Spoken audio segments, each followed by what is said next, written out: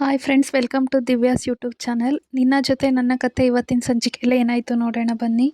ಭೂಮಿ ಮತ್ತು ಅಜಿತ್ ಅಂಜನಾ ರೂಮಲ್ಲಿದ್ದಾಳೆ ಅಂದ್ಬಿಟ್ಟು ವಾಶ್ರೂಮ್ಗೆ ಹೋಗ್ತಾರೆ. ಇಷ್ಟು ಬಿಸಿ ಸಾಕ ನೋಡು ಸಾಹೇಬ್ರೆ, ನೀರ್ ತುಂಬಾ ಬಿಸಿ ಬಿಸಿಯಾಗಿದೆ ನೋಡಿ. ಇವಾಗ ಇಷ್ಟು ಸಾಕ?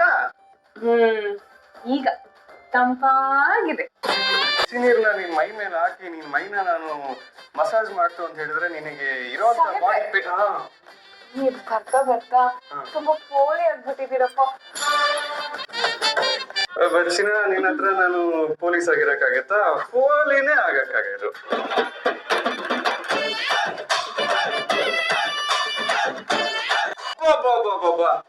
ಚಿನ, ನಿನ್ ಬೆನ್ನೇನ್ ಚಿನ ಇಷ್ಟು ನೈಸ್ ಆಗಿದೆ, ಒಳ್ಳೆ ನೈಸ್ ರೋಡ್ ತರ. ಅಲ್ಲ, ಅಜಿತ್ ಮತ್ತೆ ಭೂಮಿ ಸಂಬಂಧ ನಿಜನಾ ಅಂತ ನನ್ಗಿನ್ನೂ ಅರ್ಥನೇ ಆಗ್ತಿಲ್ಲ. ನಿಜವಾಗ್ಲೂ ಅವ್ರಿಬ್ರು ಕ್ಲೋಸ್ ಆಗಿದಾರಾ ಅಥವಾ ನಾವೆಲ್ರೂ ನೋಡ್ತಿದೀವಿ ನಮ್ಮೆಲ್ರಿಗೂ ಉರಿಸ್ಬೇಕು ಅಂತಾನೆ ಅವ್ರು ಕ್ಲೋಸ್ ಆಗಿರೋ ತರ ನಾಟಕ ಆಡ್ತಿದಾರ ಅನ್ನೋದೇ ಗೊತ್ತಾಗ್ತಿಲ್ಲ. ಏನಾದ್ರೂ ಆಗ್ಲಿ, ಇನ್ನೊಂದ್ 3 ದಿನ ಅವ್ರ ರೂಮ್ ಕಡೆ ಹೋಗೋದೇ ಬೇಡ. ಮಾಮ್, ನಾನು ಆವಾಗ್ಲಿಂದ ಟೆನ್ಷನ್ ಅಲ್ಲಿ ಒದ್ದಾಡ್ತಾ ಇದ್ದೀನಿ. ನಿನ್ ತುಟಕ್ ಪಿಟ್ಟಕ್ ಅಂದ್ರೆ ಸುಮ್ನೆ ಕೂತಿದ್ಯಲ್ಲ. ತಲೆ ಸ್ವಲ್ಪ ಬುದ್ಧಿ ಇಟ್ಕೊಂಡ್ ಮಾತಾಡು. ಅಪ್ಪು ಮುಂದೆ ನಾನು ಭೂಮಿ ಬಿಟ್ಕೊಟ್ಟು ಹೇಗೆ ಮಾತಾಡ್ಲಿ? ಅಯ್ಯೋ, ನಿಂದೊಳ್ಳೆ ಆ ಒಳ್ಳೆತನದ ಮುಖವಾಡನ ದಯವಿಟ್ಟು ಕಿತ್ತು ಬಿಸಾಕು. ನನ್ನ ಅಜಿತ್ನ ನಂಗೆ ಸಿಗೋ ತರ ಮಾಡು ಮಾಮ್, ಇಲ್ಲಾಂದ್ರೆ ನಾನು ಹುಚ್ಚಿ ಆಗೋಗ್ತೀನಿ, ಹುಚ್ಚಿ. ಎಷ್ಟು ಸಲ ಮೋಟಿವೇಟ್ ಮಾಡ್ಬೇಕು ನಿಮ್ಗೆ ಒಂದ್ ದಿವಸದಲ್ಲಿ ನಾವು? ಅಬ್ಬಾ, ಎಷ್ಟು ಸಲ ಹೇಳಿಲ್ಲ ನಿಂಗೆ ಅಜಿತ್ ನಿನಗ್ ಸಿಗ್ತಾನೆ, ಅಜಿತ್ ನಿನಗ್ ಸಿಗ್ತಾನೆ ಅಂತ. ಅಷ್ಟೆಲ್ಲ ಹೇಳಿದ್ರು ಪದೇ ಪದೇ ಪಂಕ್ಚರ್ ಆಗೋ ಟೈರ್ ತರ ಮೂಡ್ ಆಫ್ ಮಾಡ್ಕೊಂಡು ಕೂತಿರ್ತೀಯಲ್ಲ. ಅಯ್ಯೋ, ಮೂಡ್ ಆಫ್ ಮಾಡ್ಕೊಂಡ್ರೆ ಹೇಗ್ ಮಾಮ್ ಇರೋದು? ನನ್ನ ಅಜಿತ್ತು ಆ ಟೀ ಅಂಗಡಿಗೆ ಸ್ನಾನ ಮಾಡಿಸ್ತಾನೆ, ಅದನ್ನ ಹೇಗ್ ಮಾಮ್ ತಡ್ಕೊಳ್ಳಿ? ಅಂಜು, ನನ್ಗೆ ಯಾಕೋ ಅದೆಲ್ಲ ಡೌ ಅಂತ ಅನ್ನಿಸ್ತಾ ಇದೆ. ನಗೋವರೆಗೂ ಅವ್ರಿಬ್ರು ಮಾತಾಡ್ತಿದ್ದ ರೀತಿನೇ ಬೇರೆ ಇತ್ತು. ನಾವ್ ಹೋದ್ಮೇಲೆ ಅಜಿತ್ ಟೋನೇ ಚೇಂಜ್ ಮಾಡ್ಕೊಂಡ್ಬಿಟ್ಟ. ಬಹುಶಃ ನಾವಲ್ಲಿಗೆ ಹೋಗಿರೋದ್ ಗೊತ್ತಾಗಿನೇ ಅವ್ರಿಬ್ರು ಡ್ರಾಮಾ ಮಾಡಿರ್ಬೇಕು ಅಂತ ಅನ್ಸುತ್ತೆ. ನನ್ಗೆ ಯಾಕೋ ಅಶ್ವಿನಿ ಹೇಳಿದ್ದು ನಿಜ ಇರಬಹುದು ಅಂತ ಅನ್ನಿಸ್ತಿದೆ. ಈ ತರ ಹೇಳಿ ಹೇಳಿ ನನ್ನನ್ನ ಮೇಲ್ ಹಚ್ಬೇಡಿ. ಅವರಿಬ್ರು ಕ್ಲೋಸ್ ಆಗಿರೋದನ್ನ ನೋಡಿದ್ರೆ ನನಗ್ ಬೆಂಕಿ ಹಚ್ಕೊಂಡಂಗ ಆಗುತ್ತೆ. ನನ್ ಕಷ್ಟ ನಾನ್ ಯಾರಿಗ್ ಹೇಳಿ? ಅಪ್ಪು ಹೇಳಿದ ಹಾಗೆ 3 ದಿನ ಅವ್ರ ರೂಮ್ ಕಡೆ ತಲೆ ಹಾಕದೆ ಇರು, ನಿನ್ಗೂ ಈ ಟೆನ್ಷನ್ ತಪ್ಪುತ್ತೆ. ಹಾಗೆ 3 ದಿನ ಅವ್ರ ರೂಮ್ ಕಡೆ ತಲೆ ಹಾಕದೆ ಇರು, ನಿನ್ಗೂ ಈ ಟೆನ್ಷನ್ ತಪ್ಪುತ್ತೆ. ಮುಂದಿನ ಸಲ ನೋಡೋಣ. ಸಂಗೀತ,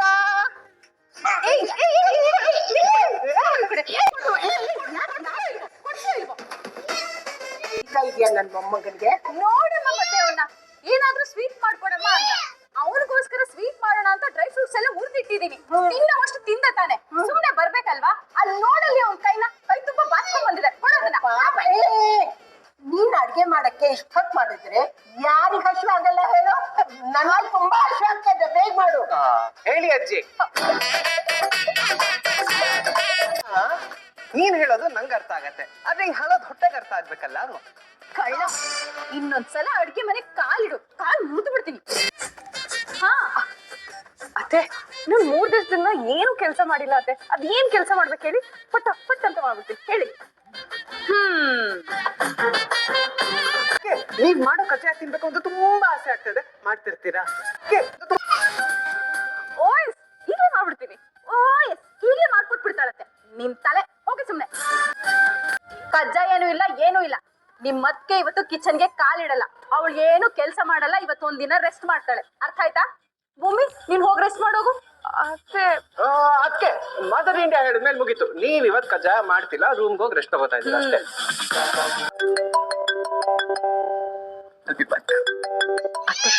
ಕೆಲ್ಸ ಅಂತ ಅಡ್ಗೆ ಮನೆಗ್ ಕಾಲಿಟ್ರು ಬರೆ ಹಾಕ್ಬಿಡ್ತೀನಿ. ಹೋಗಿ ರೆಸ್ಟ್ ಮಾಡು. ಇವಳೇನ್ ದಬ್ಬಾಕಿದಾಳೆ ಅಂತ ರೆಸ್ಟ್ ಮಾಡ್ಬೇಕು.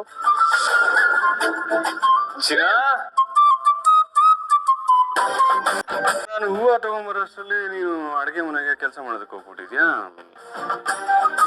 ತಗೋ, ಈ ಹೂವ ಮುಡ್ಕೊಂತು ಅಂತ ಹೇಳಿದ್ರೆ ಮಂಡ್ಯದಿಂದ ಮೈಸೂರ್ವರೆಗೂ ಗಮ್ ಅನ್ಬೇಕು. ಒಂದ್ಸಲ ಯೂಟರ್ನ್ ಇಟ್ಕೋಯ್ತು ವಾಸನ. ಅಪ್ಪ ನಟ್ಕೆ ಬೇರೆ ಬಂದ್ಬಿಡ್ತು, ಅಷ್ಟು ದೃಷ್ಟಿಯಾಗಿದೆ.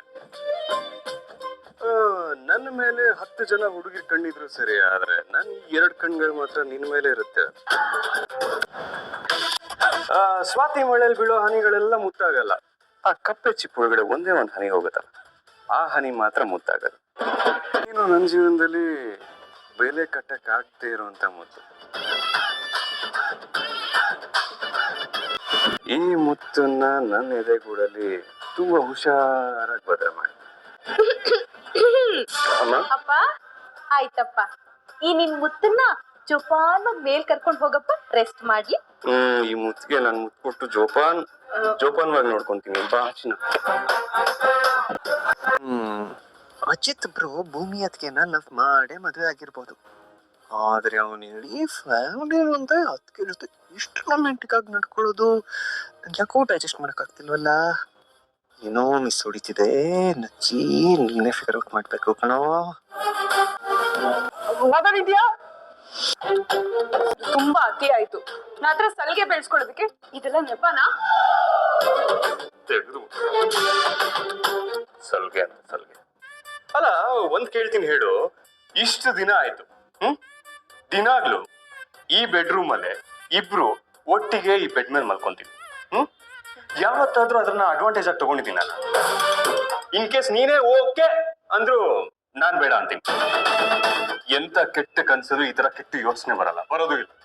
ಓಹೋ, ಮತ್ ಯಾಕೆ ಅಲ್ಲಿ ಎಲ್ರು ಮುಂದೇನು 3 ದಿವಸದಿಂದ ಚಿನ್ನ ನಾನು ನಿನ್ನ ಎಷ್ಟು ಮಿಸ್ ಮಾಡ್ಕೋತಾ ಇದ್ದೆ ಗೊತ್ತಾ ಅಂತ ನಾಟಕ ಆಡಿದ್ದು? ನಮ್ಮ ಮದ್ವೆನೇ ನಾಟಕ, ಮರ್ತೋದ್ಯಾ?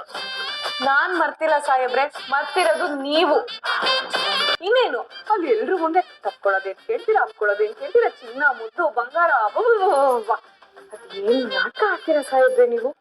ನೀವ್ ಈ ರೀತಿ ಎಲ್ಲ ಆಡಿದ್ರೆ ನಿಮ್ಗೆ ಯಾವ ಹುಡ್ಗಿ ತಾನೇ ಬೀಳಲ್ಲ ಹೇಳಿ. ಕೇಳಿಸ್ತಿದ್ಯಾ? ನಾನ್ ಚಿಕ್ಕೆ ಹೊಡೆದ್ ಕರ್ದೆ ನೋಡಿ. ಈ ಭೂಮಿ ಮಾತ್ರ ಯಾವತ್ತೂ ಬಿದ್ದಿಲ್ಲ, ಮುಂದೇನು ಬೀಳೋದು ಇಲ್ಲ, ಬರ್ದಿಟ್ಕೊಂಬಿಡಿ. ಅಲ್ಲ ಸಾಹೇಬ್ರೆ, ನಾವ್ ಮದ್ವೆ ಆಗಿದ್ ಹೊಸದ್ರಲ್ಲಿ ನೀವು ಈ ರೀತಿ ಟೌ ಮಾಡ್ಕೊಂಡು ಓಡಾಡ್ತಾ ಇದ್ರಿ ಚಿನ್ನ ರನ್ನ ಅಂತ. ಈಗ ಮತ್ತೆ ಆ ಚಾಳಿ ಶುರು ಮಾಡ್ಕೊಂಡ್ಬಿಟ್ರಾ? ಹಚ್ಕೊಳ್ಳೇಬೇಕಾಗಿರುವಂತ ಅನಿವಾರ್ಯತೆನ ಆ ಅಂಜನ ತಂದಿಟ್ಟಿದ್ದಾಳೆ. ಮೊನ್ನೆ ಮನೆಯವ್ರ ಮುಂದೆ ಎಲ್ಲ ಅಂಜನ ಏನ್ ಹೇಳಿದ್ಲು ಅಂತ ನೆನ್ಪಿದೆ ತಾನೆ? ಅದನ್ನ ಮರ್ತೋಗ್ಬಿಟ್ಟ. ಮದುವೆ ಆಯ್ತು ಅಂದ್ರೆ ಈ ಜನ್ಮದಲ್ಲಿ ಅದು ಅಜಿತ್ನ ಮಾತ್ರ ಅಂತ ಹೇಳದ್. ಹೀಗಿರ್ಬೇಕಾದ್ರೆ ಅವಳು ಸುಮ್ಮನೆ ಇರ್ತಾಳೆ ಅಂತ ಅನ್ಕೊಂಡಿದ್ಯಾ? ಚಾನ್ಸ್ ನನ್ಗೆ ಅವಳ ಬಗ್ಗೆ ತುಂಬಾ ಚೆನ್ನಾಗ್ ಗೊತ್ತು. ಚಾನ್ಸ್ ಸಿಕ್ಕಿದ್ರೆ ಸಾಕು ನಮ್ಮಿಬ್ರು ಮದ್ವೆ ಅಂತ ಪ್ರೂವ್ ಮಾಡೋದಕ್ಕೆ ಕಾಯ್ತಿರ್ತಾಳೆ. ಆ ಚಾನ್ಸ್ ನಾವು ಯಾವತ್ತೂ ಅವಳು ಕೊಡ್ಬಾರ್ದು.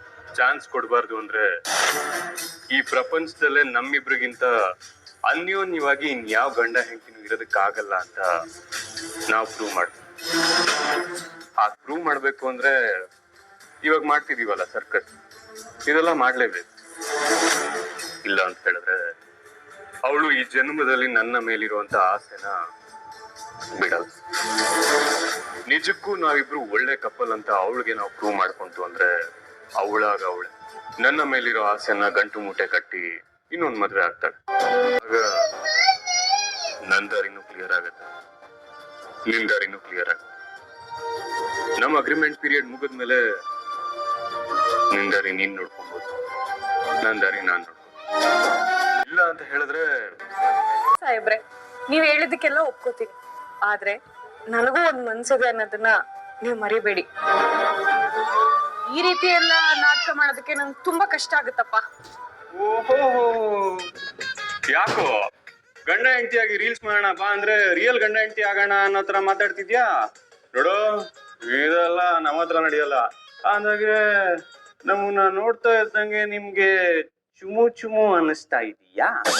ಚೀಚಿ, ಆ ರೀತಿ ಏನು ಅನ್ನಿಸ್ತಾ ಇಲ್ಲ. ನಾನು ಅವಾಗ್ಲೇನೆ ಹೇಳದ್ನಲ್ಲ ಸಾಹೇಬ್ರೆ, ಯಾರು ಬಿದ್ರು ಈ ಭೂಮಿ ಮಾತ್ರ ಬೀಳಲ್ಲ ಅಂತ.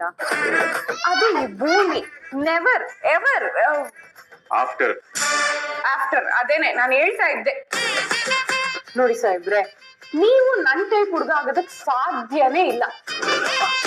ನನ್ ಕನ್ಸಿನ ರಾಜನೇ ಬೇರೆ. ಗೊತ್ತು. ಅವತ್ತೇ ಹೇಳಿದ್ದಲ್ಲ, ಮೆಹಂದಿ ಹಾಕ್ಬೇಕು, ಅವನ್ನೇ ನಿನಗ್ ತಿನ್ನಿಸ್ಬೇಕು, ನಿಮ್ ತಂದೆ ತರ ಅವ್ನ್ ನಿನ್ಗೆ ಕಾಳಜಿ ಮಾಡ್ಬೇಕು. ಗೊತ್ತಿದೆ ಸದ್ಯ.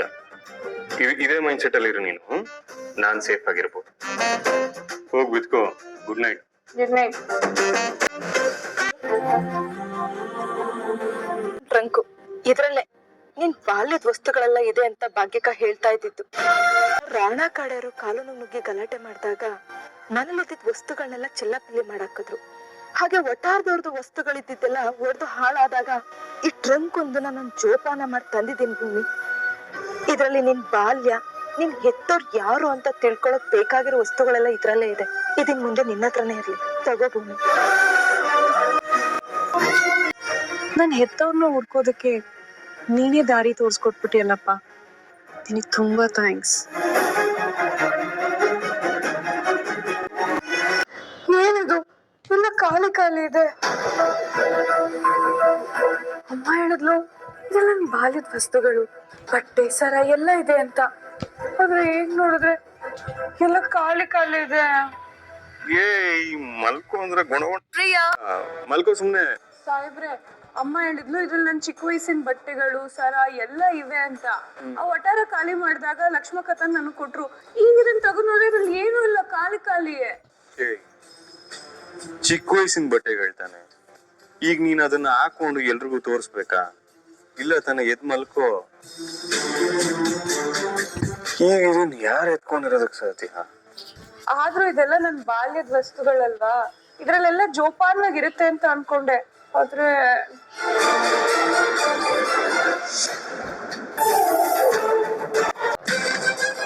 ಕಾಲೋನಿಗೆ ಒಂದಷ್ಟು ಜನ ರೌಡಿಗಳನ್ನ ನುಗ್ಬಿಟ್ಟು ಈ ಸಾಮಾನೆಲ್ಲ ಆಚೆ ಹಾಕಿದ್ರು ಅಂತ ಹೇಳ್ತಾ ಇದ್ರಲ್ವಾ ಲಕ್ಷ್ಮಕ್ಕ. ಆ ಟೈಮಲ್ಲಿ ಈ ಟ್ರಂಕಲ್ಲಿರೋ ವಸ್ತುಗಳು ಏನಾದ್ರು ಕೆಳಗಡೆ ಬಿದ್ದೋಗಿರ್ಬೋದಲ್ವಾ? ಹೌದು ಸಾಹೇಬ್ರೆ, ಇದ್ರೂ ಇರ್ಬಹುದು. ಸರಿ, ಆಲ್ಮೋಸ್ಟ್ 1 ವಾರದಿಂದ ನೀನು ನೆಮ್ಮದಿಯಾಗಿ ಮಲಗಿಲ್ಲ. ನನ್ ಕಣ್ ಸಿಕ್ಕ ಹೊಟ್ಟೆ ಹಿಡಿತದೆ. ಬಂದ್ ಮಾಡು. ಅದ್ ಹಾಗಲ್ಲ ಸಾಹೇಬ್ರೆ, ನನ್ ಬಾಲ್ಯದ ವಸ್ತುಗಳೆಲ್ಲ ಇದ್ರಲ್ಲಿ ಜೋಪಾನವಾಗಿದೆ ಅಂತ ಅನ್ಕೊಂಡೆ.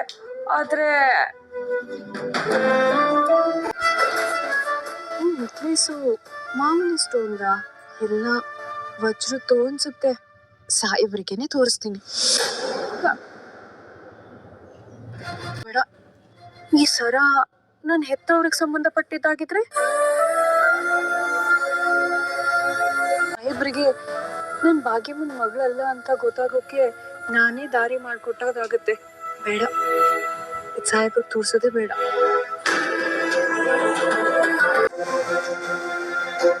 ಎಲ್ಲೋಗ್ತಿದ್ಯಾ? ಕೆಮ್ಮು, ನೀರ್ ಬೇಕು. ನನ್ನ ಹಿಂದಗಡೆ ಇರೋದೇನು? ಕೆಮ್ಮು, ಬಿಸಿನೀರ್ ಬೇಕು.